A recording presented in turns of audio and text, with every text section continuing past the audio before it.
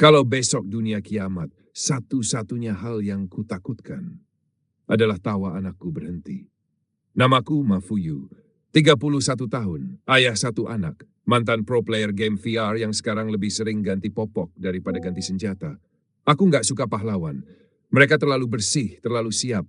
Aku cuma orang biasa yang keburu kebangun saat dunia mulai terbakar. Zombie muncul, singa raja jatuh, dan semua yang kukenal jadi debu, kecuali satu. Bayi laki-lakiku, makhluk kecil dengan mata paling jujur di dunia. Yang belum tahu kalau malam hari sekarang bukan waktu tidur, tapi waktu berburu. Dan tangisannya bisa jadi sinyal kematian. Aku udah lihat orang direnggut dari keluarga mereka. Dengar jeritan berhenti di tengah napas. Lihat darah yang warnanya udah lebih akrab pada kopi pagiku dulu. Tapi yang paling kutakuti, bukan suara geraman mayat hidup. Bukan juga kelaparan, luka, atau infeksi. Yang kutakuti adalah suara kecil Shenma yang biasanya tertawa, tiba-tiba diam. Kalau dunia udah gelap dan kau masih punya seseorang yang kau lindungi, maka kaulah cahaya terakhir itu. Jangan salah, aku bukan orang baik. Aku bukan kuat. Aku cuma keras kepala. Dan kebetulan, hari ini aku lebih marah daripada takut. Hari ini aku gebuk 3 zombie pakai gagang sapu yang tinggal setengah. Lari dari kawanan sambil gendong bayi yang baru aja pipis di badanku. Dan nemuin sepotong biskuit pecah di dalam saku jas hujan bekas. Biskuit itu kubagi 2. Setengah buat Shenma, setengah lagi dia suapin ke mulutku. Dan saat itu aku nunduk, tangan gemetar. Dan tak kenapa mataku panas. Manusia nggak runtuh karena monster, tapi karena lupa kenapa mereka berdiri sejak awal. Aku udah nggak tahu berapa hari terakhir kali tidur, berapa malam tanpa suara, berapa banyak mayat hidup yang harus kulangkahi demi setetes air bersih. Tapi satu hal yang selalu kupeluk tiap pagi adalah bayi ini. Dan janji yang kubisikkan ke dirinya setiap malam. Kalau dunia ini mau kubur kita, biar aku yang berdiri paling atas saat tertimbun. Kau tetap kubawa sampai akhir. Banyak orang ingin selamat demi harapan. Aku ingin selamat karena dia jadi segalanya. Dan karena satu tawa Shenma cukup untuk membuatku jadi monster bagi para monster. Selama aku masih bisa melangkah, aku akan jadi mimpi buruk buat mereka yang berani mendekat. Mereka mungkin pikir aku gila. Mungkin memang iya. Tapi di dunia yang udah kehilangan akal, orang waras justru yang pertama mati. Aku nggak waras. Aku lapar, aku dendam, aku hidup. Dan selama Shenma masih bernafas, aku belum kalah. Kalau kau masih punya sesuatu yang kau lindungi, jangan menyerah. Karena dunia ini cuma bisa direbut kembali oleh mereka yang cukup gila buat berdiri di tengah reruntuhannya. Namaku Mafuyu. Aku bukan pahlawan, tapi ini pertempuranku. Malam itu, angin laut bau amis. Langit pekat seperti luka terbuka. Dan hujan nggak datang, cuma suara. Suara napas. Suara gerakan pelan dari reruntuhan. Dan suara kecil dari dada kiriku, Shen mulai gelisah. Bayi ini pintar, terlalu pintar. Dia tahu ada yang nggak beres. Karena sebelum aku dengar, dia sudah diam. Sepi. Geraman zombie, bukan 1, bukan 2, tapi kawanan. Zombie yang mendeteksi suara sekecil denyut nadi panik. Aku nggak gerak, nggak nafas, bahkan nggak berpikir. Tapi Shenma, dia baru mau nangis. Tunggu. Shen, tahan dikit lagi. Tangis pertama meletup seperti peluit perang. Zombie-zombie itu langsung melesat. Dari gelap, dari reruntuhan, dari atas, dari bawah. Aku lari tanpa arah. Kaki meledak rasanya. Paru-paru nyaris sobek. Melewati pasar anyar yang sudah jadi neraka. Loncat jendela toko emas yang penuh tulang. Masuk ke gang yang dulu pernah jadi tempat jual bakso. Dan saat napas tinggal 3 langkah dari kematian, aku tahu. Aku nggak akan cukup cepat. Zombie paling depan tinggal 10 meter. Lidahnya menjulur, mata merah. Shenma di dadaku mulai menangis keras. Dan aku tidak bisa melindungi dia. Sampai aku lihatnya. Satu tiang bendera besi miring ke arah jalan. Berkarat, panjang, runcing. Dan di kepalaku, satu pikiran gila muncul. Kadang, untuk menang kau harus jadi lebih gila dari rasa takutmu sendiri. Aku tarik tiang itu. Kuputar. Kukayu 1 langkah ke belakang, dan saat zombie pertama lompat ke arahku. Tapi hanya di bahu. Darah muncrat. Aku teriak keras, lantang, marah, dan penuh sengaja. Zombie-zombie langsung melesat ke arahku, berpikir aku sekarat. Dan saat mereka loncat, aku lempar 1 kaleng minuman ke gedung sebelah. Kaleng itu pecah, bunyi logamnya menggema. dan zombie itu berbelok, lari ke arah suara yang lebih keras. Aku dan Shenma rebah di tanah, di antara darah, di antara bangkai, di antara detak jantung yang terlalu keras. Dan saat itu Shenma tertawa kecil, tangisnya berhenti, dan aku tersenyum, dengan darah di bibir dan luka terbuka di bahu. Kau tahu kau seorang ayah ketika kau rela melukai dirimu sendiri, asal anakmu bisa hidup 1 hari lagi. Malam itu, aku tak tidur. Kupeluk Shenma erat-erat, kain sobek tiang karat dan rasa perih jadi selimut kami. Dan untuk pertama kalinya, aku merasa aku pantas disebut hidup. Mereka kira aku gila, mungkin, tapi lebih baik jadi orang gila yang bertahan daripada jadi orang waras yang sudah dikubur. Kita bukan bertahan karena kuat, kita bertahan karena nggak punya pilihan. Dan justru disitulah kekuatan sebenarnya lahir. Besok mungkin aku mati, tapi malam ini aku masih di sini. Dengan Shenma tertidur di dadaku. Dan dunia untuk sementara gagal merenggutku. Setelah semua kegilaan tadi, tombak besi, darah dari bahuku, kawanan zombie yang berbelok seperti anjing liar yang dikibuli, aku hanya duduk, diam. Napas masih memburu. Tapi bukan karena lari. Lebih karena satu hal yang baru kutemukan di dunia ini, hening. Bukan hening karena takut, tapi hening karena selamat. Shenma tertidur, tepat di atas detak jantungku yang belum bisa tenang. Dan di saat itu, untuk pertama kalinya aku sadar, aku bukan lagi Ma Fuyu yang dulu. Aku bukan player, bukan pegawai. Aku adalah tamang terakhir bagi satu nyawa kecil. Langit di atas Singaraja malam itu redup, tanpa bintang. Tapi remang itu justru memperlihatkan siluet kota yang sudah bukan kota. Lampu jalan tumbang, atap rumah tercerabut, poster-poster politik robek setengah badan, dan bau hangus bercampur amis seperti luka yang ditutup lumpur. Aku baringkan punggung di lantai semen, kasar dan dingin. Dada kiri nyeri, bahu kanan bocor. Tapi tanganku tetap melingkar di tubuh kecil Shenma. Rapat, hangat, diam. Aku sempat terpejam.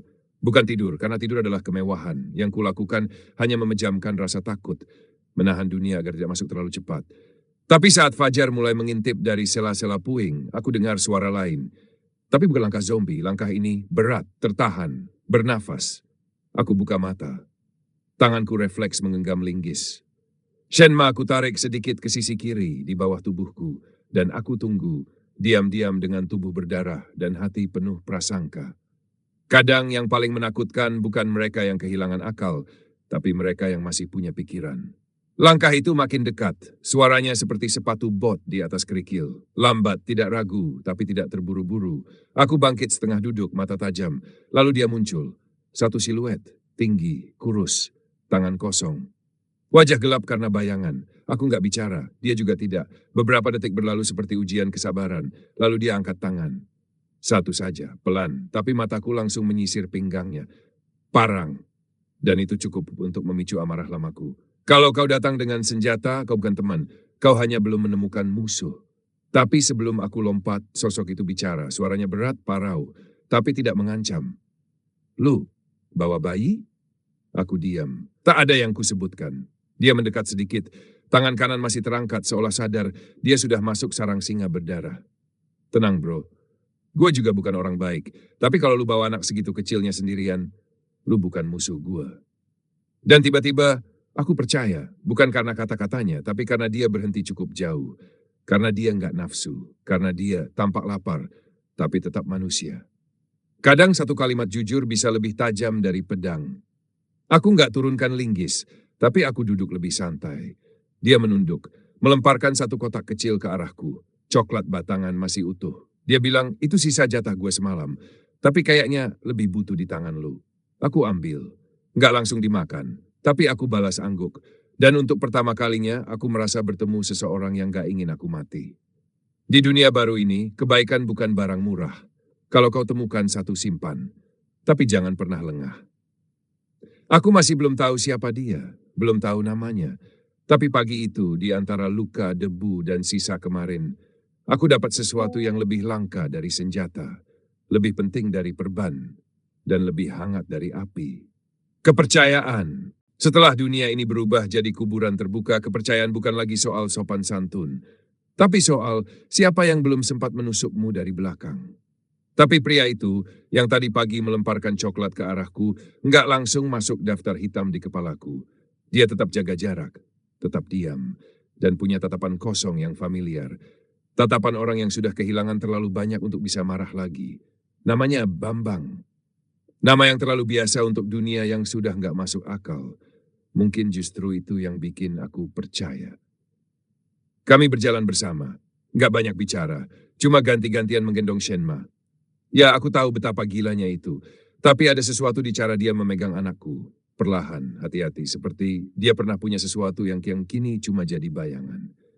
Kadang, rasa kehilangan bisa saling mengenali tanpa kata. Kami tiba di sebuah tempat yang katanya aman.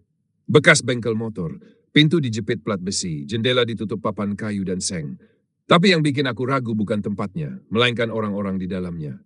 4 orang, 3 laki-laki, 1 perempuan, dan tidak satu pun dari mereka tersenyum. Bukan karena syok, bukan karena trauma, tapi karena aku bawa bayi. Salah satu dari mereka kurus, rambut acak, jaket robek, langsung berdiri, tatapannya tajam, suara dingin. Lu bawa bayi ke sini, otakmu di mana? Aku tatap dia. Tenang, datar, otakku cukup waras buat nggak ninggalin anakku di luar sana. Dia mendengus, lalu duduk. Tapi matanya masih seperti mata kucing lapar di pojokan, menunggu alasan buat menerkam. Bambang menunduk dan berbisik. Mereka udah 2 minggu di sini, banyak yang datang, nggak banyak yang keluar. Dan aku langsung paham maksudnya. Tempat ini bukan tempat aman. Ini tempat bertahan, tempat orang-orang menghitung jatah makanan lebih teliti dari jumlah napas. Dan aku datang dengan satu beban kecil yang bisa nangis kapan aja. Dan di mata mereka, itu berarti satu kata, masalah. Malam turun. Tapi bukan untuk tidur, untuk berpura-pura tidur. Masing-masing waspada, aku duduk paling dekat pintu. Linggis di tangan, Shenma di pelukan, Bambang duduk di pojok seberang. Matanya juga terbuka. Seolah kami satu-satunya manusia yang belum berubah jadi binatang. Lalu, langkah, pelan. 1, 2, mengarah ke tempatku duduk. Si kurus itu. Tangannya menggenggam sesuatu, tajam, mengilap, pisau. Aku berdiri, perlahan. Mau apa kau? Dia jawab pelan, tapi matanya sudah bicara sebelum mulutnya. Kita harus mikir logis, kalau anak itu nangis kita semua bisa mati. Dan sebelum dia sempat menyelesaikan kalimatnya, linggis sudah kutempelkan ke lehernya. Logis? Kalau kau sentuh anakku, aku akan robek logikamu pakai benda ini. Tangannya gemetar, tapi yang kulihat di matanya bukan takut, tapi kalah. Karena dia tahu, aku bukan hanya marah. Aku punya alasan. Orang yang punya sesuatu untuk dilindungi jauh lebih berbahaya dari orang yang cuma ingin selamat. Dia mundur. Tak ada yang bicara lagi malam itu. Tapi aku tahu, mereka semua menyadari satu hal. Aku mungkin berdarah. Aku mungkin kelelahan. Tapi aku juga siap mati demi tawa kecil yang kupeluk di dadaku. Malam itu aku tidak tidur. Dan tak seorang pun berani mendekat. Termasuk zombie, termasuk manusia.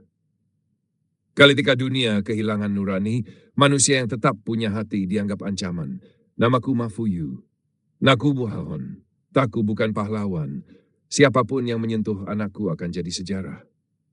Pagi datang, tapi tak membawa kehangatan. Langit di luar mendung, tapi bukan karena hujan. Karena asap, karena debu. Karena dunia ini sudah terlalu lama terbakar sampai langit pun kehilangan warna. Aku dan Bambang berdiri paling awal. Yang lain masih pura-pura tidur atau mungkin menunggu kami benar-benar pergi. Dan aku tak perlu diusir. Aku tahu tempat ini tak butuh kami. Dan aku juga tak butuh tempat yang tak bisa membedakan manusia dan binatang. Shenma aku gendong erat. Bambang menatapku sebentar lalu mengangguk. Tak ada kata perpisahan, tak ada salam. Karena di dunia seperti ini, diam adalah bentuk saling menghormati yang paling jujur. Kami keluar dari bengkel itu tanpa menoleh. Langkah kami pelan, tapi pasti. Setiap tapak seolah membawa kami menjauh dari manusia dan lebih dekat ke sesuatu yang belum kami pahami. Di dunia baru ini, kepercayaan adalah komoditas. Tapi keberanian adalah mata uang untuk bertahan. Kami menuruni gang sempit, melintasi reruntuhan pasar dan tiba di jalan besar yang dulu ramai. Sekarang, hanya puing. Asap tipis naik dari kejauhan seperti jejak dari sesuatu yang baru saja lewat. Bambang melirikku. Kau lihat itu? Aku mengangguk. Jejak kaki. Banyak, tapi aneh. Terlalu teratur untuk zombie biasa. Dan bau yang tertinggal bukan hanya busuk, ada sesuatu yang lain. Hangus. Kami mengikuti jejak itu. Karena rasa penasaran lebih keras dari rasa takut. Dan dalam dunia ini terkadang rasa penasaran adalah satu-satunya yang membuat kita terus bergerak. Jejak itu membawa kami ke sebuah pabrik tua di pinggiran kota. Dulunya tempat pengolahan es batu, sekarang tempat yang membeku tanpa alasan. Dindingnya retak, lantainya beku, udara dingin menusuk meski matahari belum benar-benar tenggelam. Dan di tengah-tengah ruangan besar itu kami melihatnya. Satu sosok berdiri sendiri, tidak goyah, tidak mengerang, dan tidak membusuk, tapi jelas bukan manusia. Matanya merah, tapi tak kosong seperti zombie biasa. Tatapannya seperti binatang yang belajar berpikir. Tangannya menggenggam besi panjang, bukan senjata, tapi alat. Dan yang membuatku menggigil, ia mengenakan pakaian tentara. Bambang berbisik, ini bukan zombie biasa. Aku mengangguk pelan. Ini sesuatu yang lain. Dan tepat saat aku menarik napas, makhluk itu bergerak. Bukan lari, bukan lompat, tapi berjalan perlahan. Tapi arah geraknya jelas. Aku tahu perasaan ini, bukan takut, tapi seperti berdiri di pinggir tebing dan angin mulai mendorong punggungmu. Aku mundur selangkah, Shenmaku gendong lebih erat. Tangan kanan meraih linggis, tangan kiri memeluk dunia kecilku. Bambang meraih parang di pinggangnya. Kami tak bicara, karena dalam dunia ini, suara hanya mengundang kematian.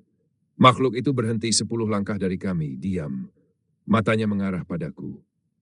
Dan untuk sekejap aku merasa dia sedang mengukurku. Lalu dia angkat tangan menunjuk ke arahku, lalu ke dada sendiri, lalu ke tanah. Gerakan lambat, tapi Bambang menelan ludah. Apa dia mengancam? Aku menggeleng.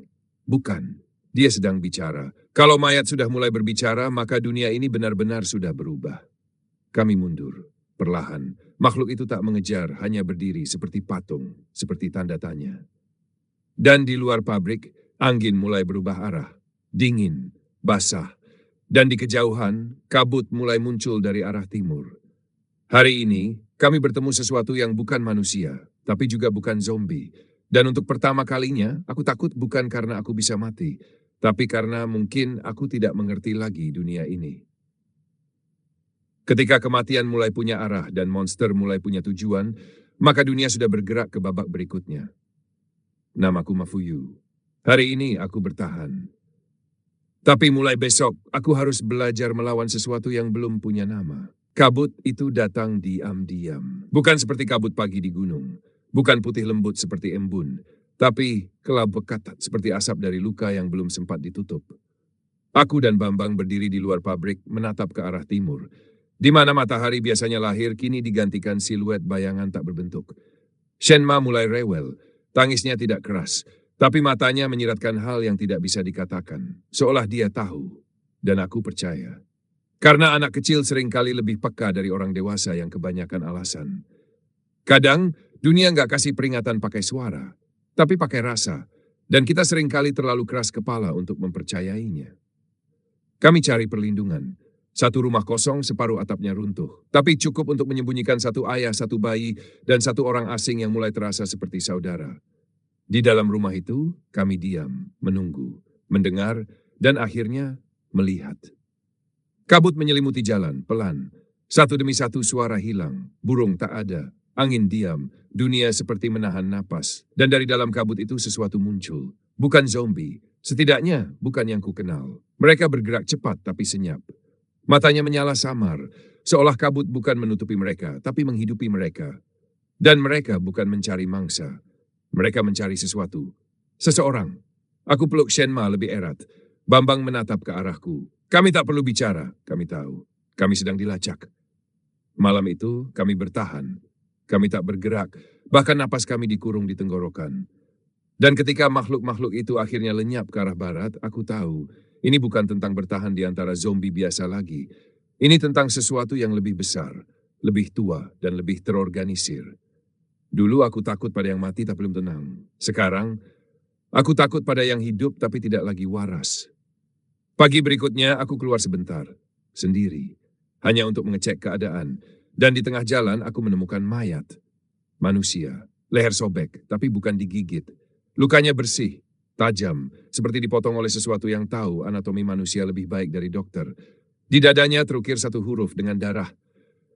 Aku tak tahu artinya, tapi aku tahu satu hal. Pembunuh ini bukan zombie. Dan ini bukan pesan acak. Aku kembali ke rumah perlindungan. Bambang tahu dari tatapanku. Shenma mulai tenang, entah mengapa. Dan saat kami duduk bersebelahan, aku berkata pelan, mulai sekarang, kita bukan lagi diburu karena suara. Kita diburu karena kita hidup. Saat kematian punya aturan baru, maka yang melanggarnya akan diburu. Bahkan jika itu hanya satu ayah dan anak kecil. Hari itu, aku merapikan linggisku, keringkan bajuku, peluk Shenma seperti hari pertama dunia runtuh. Karena aku tahu setelah kabut, darah kedua akan jatuh. Jika kau pikir kematian adalah akhir, maka kau belum melihat apa yang datang dari kabut. Namaku Ma Fuyu. Dan ini belum separuh dari neraka yang sebenarnya. Pagi itu, dunia terasa lebih sunyi dari biasanya. Kabut belum pergi sepenuhnya. Ia menggantung rendah, seperti sisa-sisa mimpi buruk yang terlalu malas bangun. Langkah kakiku ringan, tapi pikiranku berat. Dan entah kenapa, udara tak lagi terasa seperti oksigen. Rasanya seperti sesuatu sedang mengamati dari balik langit yang mati. Dalam dunia yang sudah lupa namanya sendiri, diam adalah cara terakhir untuk bertahan hidup. Bambang duduk di pojok, membersihkan parang dengan sehelai kaos robek. Shenma tertidur di pelukanku. Hembusan napas kecilnya masih jadi satu-satunya hal yang membuatku sadar aku belum sepenuhnya hilang. Aku pandangi dinding rumah yang mulai berjamur. Tiap retakannya seperti peta menuju sesuatu. Tapi aku belum tahu kemana. Dan kemudian terdengar suara, bukan geraman zombie, bukan langkah manusia, tapi semacam bisikan, jauh, dalam, datar, seperti nyanyian dari kerongkongan yang lupa caranya bernapas. Aku berdiri, perlahan, dan aku tahu waktu kami tinggal di sini sudah habis. Kami berkemas dalam senyap. Bambang tak bertanya. Dia tahu, dan dalam waktu kurang dari 5 menit, kami sudah di jalan lagi, menjauh dari tempat yang tak lagi menyimpan keselamatan. Meninggalkan dinding-dinding yang tahu terlalu banyak. Kami menyusuri lorong sempit, melalui puing-puing toko dan rumah warga yang berubah jadi sarang keheningan. Satu persatu, tanda-tanda kehidupan berubah jadi teka-teki. Boneka anak kecil di atas ranjang, segelas kopi yang belum habis di meja, jendela yang terbuka, tirainya masih melambai. Semuanya terasa seperti dunia ini berhenti tapi tak pamit. Dunia ini mati pelan-pelan, dan tertinggal hanya bayangan dari yang dulu disebut hidup. Kami tiba di sebuah gedung tua, bekas balai desa. Di dalamnya kosong, tapi bukan tak terpakai. Ada bekas api, ada karung kosong, ada tulisan di dinding yang dibuat dengan arang. Kami bukan mereka. Dan saat aku membacanya, jantungku berdetak 2 kali lebih cepat. Di pojok ruangan ada pintu kayu setengah terbuka. Dari sana angin dingin keluar perlahan, dan dari celah itu aku lihat mata. Bukan mata manusia, tapi juga bukan mata zombie. Ini sesuatu yang lain. Matanya hitam polos, tidak merah, tidak kosong. Tapi penuh isi. Dan isinya bukan harapan, bukan rasa ingin hidup, pengetahuan. Makhluk itu berdiri pelan, keluar dari balik pintu. Tubuhnya tinggi, kurus, tidak bau, tidak basah, tidak bergemetar. Dan tanpa suara, ia melangkah. Ke arahku, ke arah Shenma. Aku mundur setapak. Tangan kiri melindungi anakku, tangan kanan mengangkat linggis, dan kemudian dia bicara, tanpa membuka mulut. Suaranya masuk langsung ke kepala, tanpa jeda, tanpa gema, tanpa emosi. Yang kau lindungi telah dicatat, yang kau lawan belum dimulai, yang kau pikir mati sedang memanggilmu. Aku membeku, Bambang mematung, dan Shenma tidur seperti tak ada apa-apa. Lalu makhluk itu menghilang, bukan pergi, bukan lari, menghilang. Seolah udara menariknya kembali dan hanya menyisakan jejak dingin di kulitku. Kami tidak bicara untuk waktu lama, karena tidak ada kata-kata yang bisa menjelaskan apa yang baru saja terjadi. Ada hal-hal yang tidak bisa dipahami oleh logika. Dan dalam dunia baru ini, logika adalah barang mewah yang sudah lama dijarah. Malam itu aku duduk di sudut balai, linggis di samping, Shenma di dada. Bambang di sisi kanan menggenggam parang seperti anak kecil memegang selimut. Dan di tengah semua itu, aku tahu. Kami baru saja melihat sesuatu yang belum punya nama. Dan seperti semua hal yang belum dinamai, makhluk itu belum tahu batas. Jika sesuatu tidak punya nama, maka ia tidak terikat pada aturan. Dan jika ia tidak terikat, maka ia bebas melakukan apapun yang tak bisa kita bayangkan. Namaku Ma Fuyu. Hari ini aku melihat sesuatu yang tak tertulis. Dan aku tahu, neraka baru saja membuka pintu keduanya. Malam itu, aku tak tidur. Bukan karena takut, tapi karena pikiranku menolak diam. Aku pernah dikejar zombie, pernah berdarah, pernah bersembunyi berhari-hari tanpa makanan. Tapi aku belum pernah. Diperhatikan oleh sesuatu yang bahkan tidak menyebut namanya sendiri. Dan yang lebih mengganggu, makhluk itu bicara langsung ke dalam pikiranku, tanpa suara, tanpa gerak bibir, tanpa ekspresi, seolah ia bukan menyampaikan pesan, tapi mengaktifkan sesuatu yang selama ini terkunci dalam diriku. Ada rasa yang tak bisa dijelaskan, seperti tahu bahwa kau terlibat dalam sesuatu yang dimulai sebelum kau lahir. Pagi datang. Kabut perlahan surut, tapi dinginnya tetap menempel di tulang. Aku dan Bambang bersiap. Tak ada diskusi, tak ada rencana panjang. Kami tahu tempat ini sudah terlalu terbuka, terlalu penuh jejak, dan terlalu dekat dengan sesuatu yang belum selesai. Sebelum pergi, aku mengitari balai sekali lagi. Entah kenapa, aku merasa ada yang tertinggal. Bukan benda, tapi sesuatu, seperti jejak pesan atau peringatan. Dan di dinding belakang, di balik lemari tua yang roboh, aku menemukannya.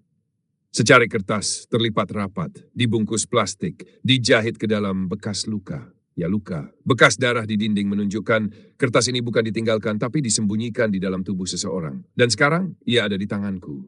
Kubuka pelan, tangan gemetar. Karena aku tahu apapun isinya, itu akan mengubah arah perjalananku. Isinya, peta. Sederhana. Tapi jelas, garis-garis kasar menunjukkan denah kota Singaraja dan sekitarnya. Tapi ada satu tanda yang membuat darahku membeku. Lingkaran hitam, bersilang, tertulis satu kata, sumber. Bambang berdiri di belakangku menatap peta. Itu arah timur, tempat kabut datang. Aku mengangguk. Dan di dalam diriku perasaan pahit mulai tumbuh. Karena semua logika bertahan hidup bilang, jangan ke sana. Tapi satu-satunya cara untuk menghentikan semua ini adalah masuk ke sumbernya. Dan mungkin menemukan alasan kenapa dunia berubah. Aku melipat peta, menyelipkannya di balik rompi, menatap Shenma yang sedang menyusu diam-diam di pelukanku. Kita akan ke tempat yang bahkan bayangan pun enggan lewat, tapi kau tetap kuajak. Seorang ayah tidak membawa anaknya menjauh dari bahaya, tapi berjalan melewati neraka dengan anak itu di dadanya. Kami berjalan, menjauh dari balai, menjauh dari rumah, menjauh dari rasa aman yang dulu terasa normal. Karena sekarang satu-satunya arah yang masuk akal adalah arah yang membuat napas tercekat. Arah ke dalam kabut, menuju titik hitam di peta yang dijahit dari luka, menuju tempat yang mungkin pernah jadi jantung dari semua ini.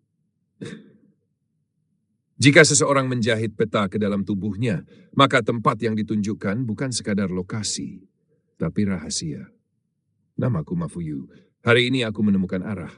Dan aku tahu, jalan ini bukan menuju keselamatan, tapi menuju kebenaran. Langkah pertama selalu yang paling berat. Bukan karena jaraknya, tapi karena apa yang ditinggalkan di belakang. Aku menatap sekali lagi ke arah balai desa yang makin kecil dari kejauhan. Bangunan itu sekarang cuma bayangan, tapi di dalamnya ada sesuatu yang mungkin ingin tinggal, atau mungkin sesuatu yang masih mengikutiku.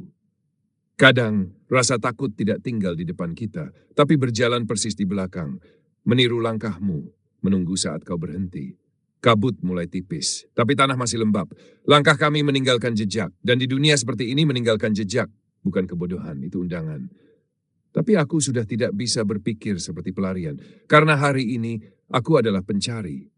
Kami menapaki jalan setapak yang membelah sawah mati, tanahnya retak, airnya hitam, langit di atas buram seperti kaca kamar mandi setelah ditinggal terlalu lama. Bambang tidak bicara banyak, aku pun tidak ingin bertanya. Kami tahu dalam perjalanan menuju sumber, terlalu banyak kata bisa membuka pintu yang seharusnya tetap terkunci. Shenma masih tenang di dadaku. Matanya menatap kosong tapi jernih. Kadang kupikir dia bisa melihat sesuatu yang tak bisa kulihat. Entah itu malaikat atau sesuatu yang lebih tua dari kematian. Di tengah perjalanan, kami melewati jembatan kayu. Kecil, tua, retak, tapi masih bisa dilewati. Dan di bawahnya, sungai yang dulu jernih. Sekarang, merah gelap, bukan darah. Tapi seolah sungai itu sendiri sedang berkarat. Aku berhenti, menatap air. Dan aku melihat sesuatu. Sekilas, refleksi, mirip diriku tapi lebih tua, lebih kurus. Dan matanya kosong, aku berkedip. Bayangan itu hilang. Ketika kau mulai melihat versi dirimu yang belum terjadi, hati-hati. Bisa jadi, kau sedang berdiri di depan masa depan yang gagal kembali. Kami melanjutkan langkah. Hening, pelan, karena suara bisa membunuh. Tapi tergesa bisa mengubur lebih cepat. 1 jam berjalan, kabut mulai kembali. Tak pekat, tapi cukup untuk membuat dunia kehilangan tepi. Dan di tengah kabut itu kami mendengar suara, langkah, kecil, cepat, bukan zombie. Aku menoleh ke Bambang, dia sudah bersiap. Lalu dari balik kabut keluar anak kecil, umur sekitar 10 tahun, sendiri.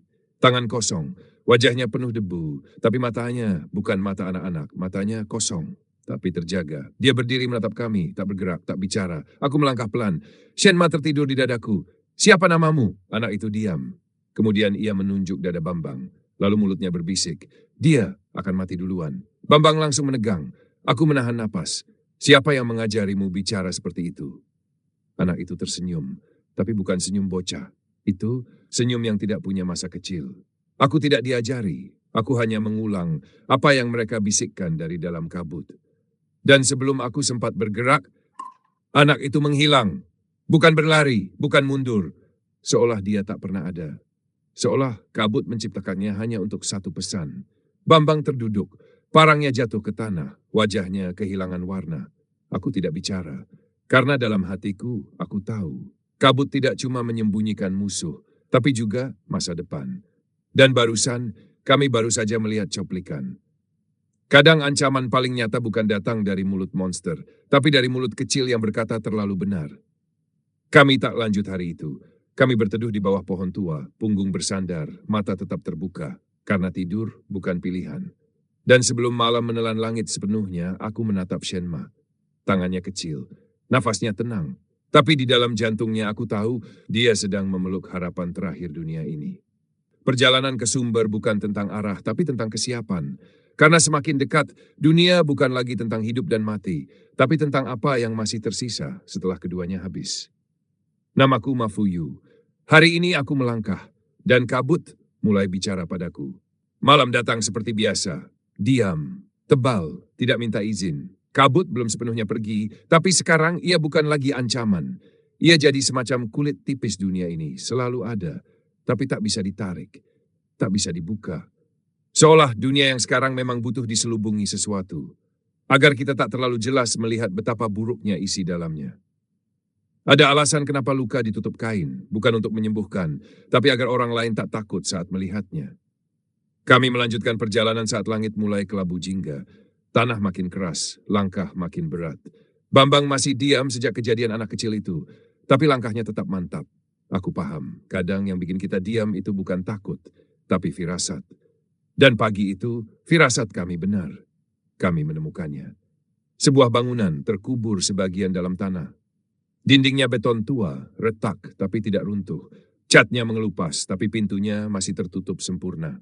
Di atas pintu itu tertulis huruf pudar, Unit 0 Jujo, Observatorium BOK. Aku tidak paham, dan justru karena itu aku jadi lebih takut. Karena bangunan ini tidak ada di peta, tidak disebut siapapun, tidak disinggung bahkan oleh mereka yang sempat bertahan. Dan yang paling membuatku merinding, pintunya tidak berkarat, tempat yang bersih di dunia kotor. Selalu mencurigakan. Bambang mendekat, menempelkan telinga ke dinding, lalu dia mundur. Pelan, pucat, dindingnya bicara. Aku menatapnya. Bukan dengan curiga, tapi dengan rasa pahit yang sudah kutelan sejak kabut pertama datang. Apa yang kau dengar? Bukan kata-kata, bukan suara. Rasa, seperti dinding ini tahu sesuatu. Aku berjalan mendekat, ku taruh tangan di beton dingin itu. Dan ya, ada sesuatu, seperti detak. Lambat, dalam, berat. Seolah bangunan ini tidak hanya berdiri, tapi bernapas. Kami berdiri di depan pintu itu cukup lama. Tidak ada kunci, tidak ada gembok. Tapi pintunya terasa berat. Seolah bukan menahan udara, tapi menahan sesuatu dari dalam. Shenma mulai rewel. Tidak menangis, tapi tubuhnya bergerak resah. Tangannya mengepal, matanya tak tenang. Dan itu cukup bagiku untuk tahu kami harus masuk. Kami dorong pintu itu bersama. Dan pelan-pelan ia terbuka, tanpa suara, tanpa protes. Udara di dalam langsung keluar seperti napas yang ditahan bertahun-tahun. Hangat, tapi penuh debu. Dan bau besi seperti darah, tapi tidak segar. Lebih seperti kenangan yang membusuk. Kami masuk, lorong pertama gelap, tapi tidak sepenuhnya.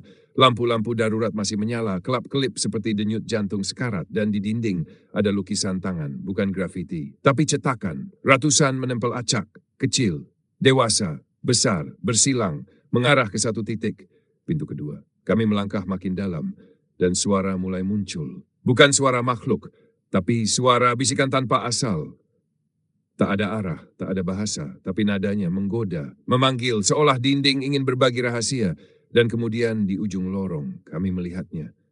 Satu ruangan kaca, berisi kursi dan seseorang duduk di dalamnya. Punggungnya menghadap kami, rambutnya panjang, kelabu, tangannya di pangkuan, tubuhnya tak bergerak. Dan yang membuat semua ini jadi lebih aneh, ia hidup.